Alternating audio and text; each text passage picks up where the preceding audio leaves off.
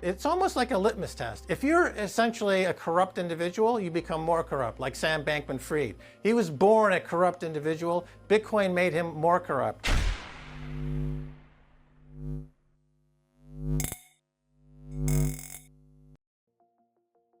Hey guys, welcome back to Library of Wealth. Today we have Bitcoin maximalist Max Keiser giving us his take on the crash in Bitcoin. Plus we'll hear details on what happened with the collapse of FTX and where the crypto market is headed next. While many investors are hesitant to purchase cryptocurrency in such a volatile market, he believes that the SEC is going to be taking a very close look at many token and token sales taking place around this time, and how unsuspecting investors were the ones left holding the bag when the crypto tokens were dumped. Let's get into the interview with Max Keiser as he gives his prediction on the market collapse and how this will affect Bitcoin in the next few months. Don't forget to like and subscribe if you enjoy the content we do here on this channel. Let's get right into the video. You're right. There's a lot of confusion now, Bitcoin and crypto and what happened with FTX.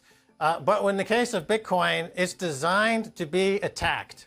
And so what we're seeing now is really another chapter in the history of Bitcoin where the traditional finance is imploding. The central banks are nervous. The central banks are having hearings. Christine Lagarde is quite upset because she says that Bitcoin is an escape hatch. And of course she's right, because you're escaping the central bank system, the fiat money system, with money that allows people to have unconfiscatable property that's completely outside of the current system. And that scares people. If you have a population owning unconfiscatable property that cannot be assailed by any authority. It's completely decentralized, and that's why it's causing the shockwaves around the world. You buy something that you actually own that's not subject to the whims of whatever political system you live under. And that's a very appealing idea, I think, to people who watch our systems in collapse, which they are now collapsing. But explain, if you would, in a way that viewers can understand, non-specialists, the difference between what Sam Bankman-Fried was doing, he was in the crypto space, he said, and what you're talking about, which is also in the minds of most in the crypto space. How are they different?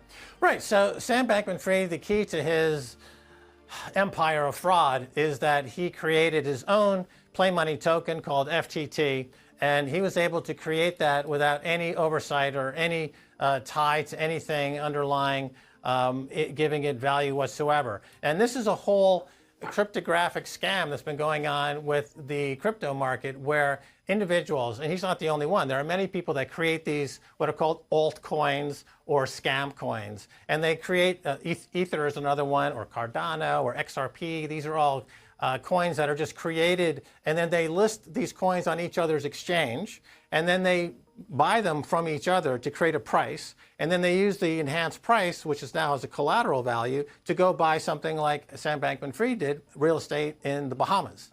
Right. Right? So it's a Ponzi scheme. It's a fraud. So they're converting, it's alchemy, they're converting air into real property. The closest analogy I'll give you would be in 2008 during the financial crisis, the ability of Wall Street banks to create derivatives and mortgage-backed securities. Right. So they were simply taking a plain vanilla mortgage, and then they were rehypothecating it and repackaging it and creating digital financial alchemy to make something that was worthless have a quotable value, and then using that as collateral to float more derivatives. And as Chuck Prince of Citibank said at the time, this will continue until the music stops. Well, guess what? The music stopped, and the whole house of cards collapsed, and the central bank, who was really responsible for the whole thing by making money so cheap to fund the scam, came in and made money even cheaper. So instead of there being any accountability, instead of there people going to jail, like William K. Black during the 1970s S&L crisis sent 1,000 bankers to jail. And what they did in America was, instead of making that particular type of fraud illegal, they simply changed the laws to make it so that it was never going to be prosecuted again. And it opened the door in the 1980s for all kinds of other scams, which then led to the 2008 crisis and the current crisis we have today. We have laws in the books, Tucker, but we don't have anyone enforcing those laws. And implied in the Sam Bankman-Fried crisis scam is none other than Gary Gensler over at the SEC, who should have been calling time on this a long ago, but we find out that he's actually involved and that there's some what I would call collusion. And the problem is, in America, you have a country that's ruled by a kleptocracy.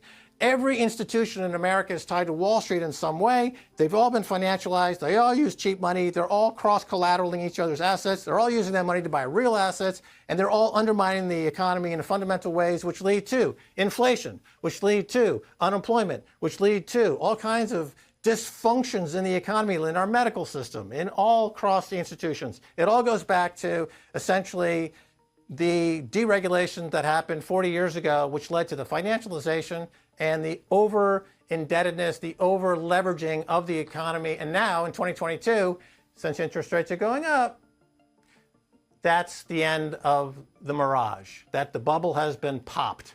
And if the FTX scandal and the Sam Bankman-Fried scandal was like the last dregs of a 40-year bacchanal in cheap money, no regulation, and crooked bankers.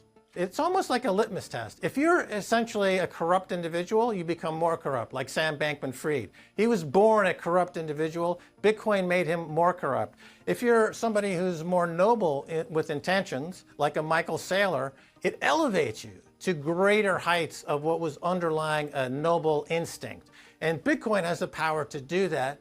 The markets today, Tucker, are not the result of buyers and sellers coming together and creating a market price. That's what we imagine. It's the result of, let's say, a Goldman Sachs saying, we want the price to be X, so we're going to fill the trades in to get to X. So they determine the prices in advance that they want to see. Well, that's not a real market. No, it's a command and control system. It's central planning. It's not capitalism at all. Don't blame capitalism for the ills of the American economy, because we don't live in a capitalist society. We live in a command and control society where the fundamental element of the economy, money, the price of that money is set by the Central Committee, the Politburo, known as the FOMC. It's not a market-driven economy. So that's problem number one. Bitcoin solves this because Bitcoin is not controlled by anyone. It is pure market-driven. And the price of Bitcoin, the value of Bitcoin is dictated purely by people's willingness to have or need to have an unconfiscatable, uncensorable way to own property outside of what they see as a very big corrupt system. Now, you had Michael Saylor on your show who did a very great explanation about how Bitcoin beats inflation. You know, what I would add to it is that Bitcoin beats the kleptocracy. Bitcoin beats the inherent fraud and the problems in the U.S. economy as it has now descended into what would almost be argued a permanent state of dysfunction by a captured regulators, venal, ineffective politicians, and a media, present company excluded, but a media that's also in their pocket as well. So we have really a crisis. Wall Street and Silicon Valley are now doing what the early Bitcoin investors were doing in 2017. With 380% collapses so far in Bitcoin, the next few months will determine how it will bounce back. In the meantime, some experts predict an $8,000 bottom price for Bitcoin soon, seeing a recent 70% downturn since its $30,000 price point in June. If their forecast comes true, it would inflict further pain on Bitcoin and the broader cryptocurrency market, which has seen around $500 billion wiped off its value in the past month. What do you think about Max Keiser's prediction for Bitcoin? Comment down below. Don't forget to like and subscribe. This is Library of Wealth. We'll see you in the next video.